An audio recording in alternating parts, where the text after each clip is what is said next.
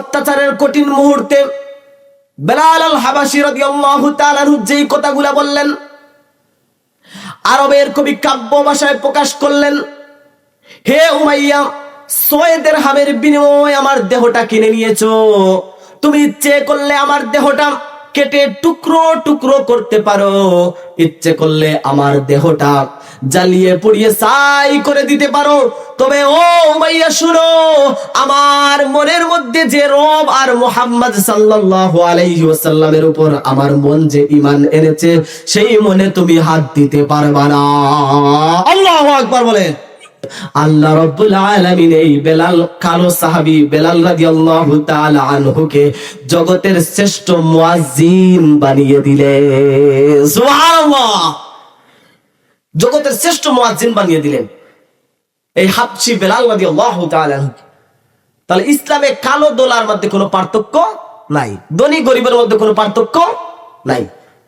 বেলাল রাদিয়াল্লাহু তাআলা আনহু যখন রাসূলুল্লাহ সাল্লাল্লাহু আলাইহি ওয়াসাল্লামের দাওয়াতে আহ্বান হলেন, সাড়া দিয়ে যখন গোপনে গোপনে রাসূলুল্লাহ সাল্লাল্লাহু আলাইহি ওয়াসাল্লামের হাতে হাত রেখে কালিমা পড়ে মুসলমান হয়ে গেলেন।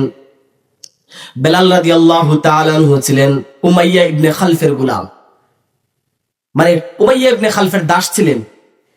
আর উমাইয়া ইবনে খালফ নামে শুধুমাত্র একজন মানুষ ছিল, কিন্তু সে ছিল পাপিষ্ঠ অমানুষ।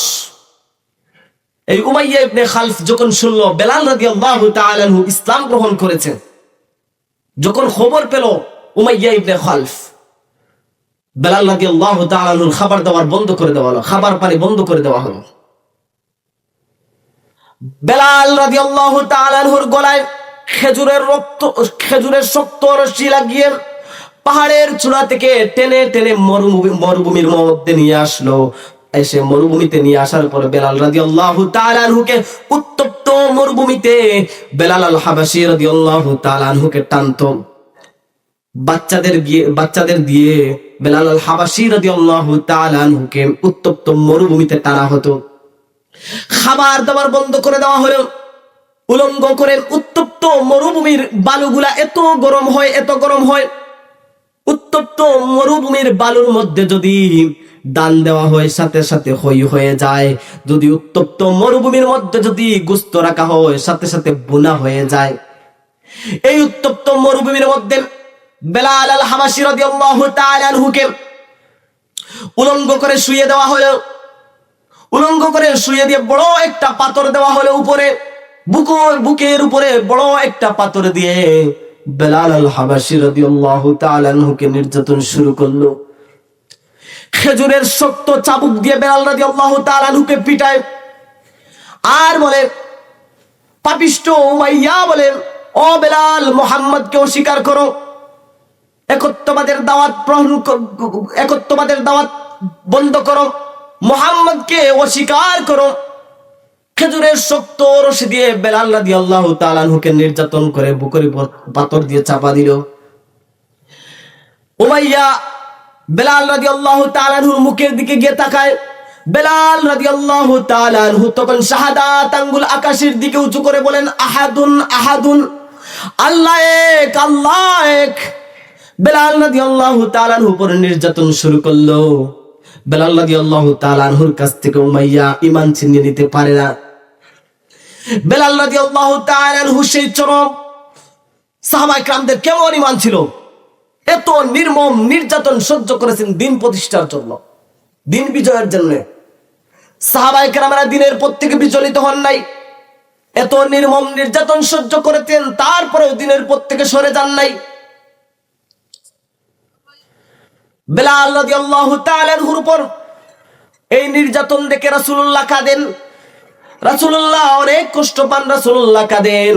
মানবতার বন্ধু আবু বকর রাদিয়াল্লাহু তাআলা আনহু একদিন উমাইয়া ইবনে খালফের কাছে এসে বললেন, ও উমাইয়া ইবনে খালফ, এই দুর্বল অসহায় মানুষের উপর যে তুমি নির্যাতন করতেছো, আল্লাহকে কি ভয় করো না?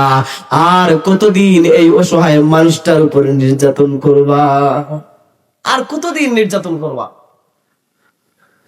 উমাইয়া ইবনে খালফ বলল, আবু বকর, তুমি কি তাকে বাঁচাতে চাও?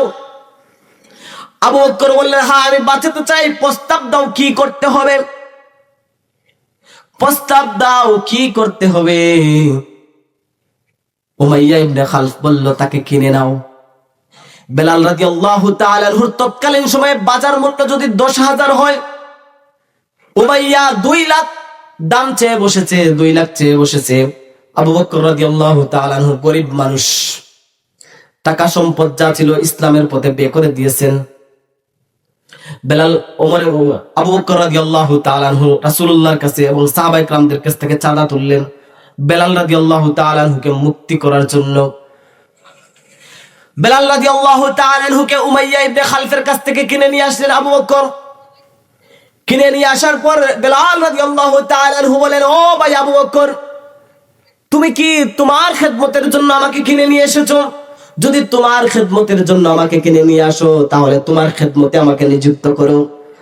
আর যদি আমাকে আল্লাহর জন্য কিনে নিয়ে আসো, তাহলে আমাকে আল্লাহর ইবাদত করার সুযোগ দাও। সুবহানাল্লাহ। আবু বকর রাদিয়াল্লাহু তাআলা আনহু বেলাল রাদিয়াল্লাহু তাআলা আনহুকে আযাদ করে দিলেন। বেলাল রাদিয়াল্লাহু তাআলা আনহুকে আযাদ করে দিলেন।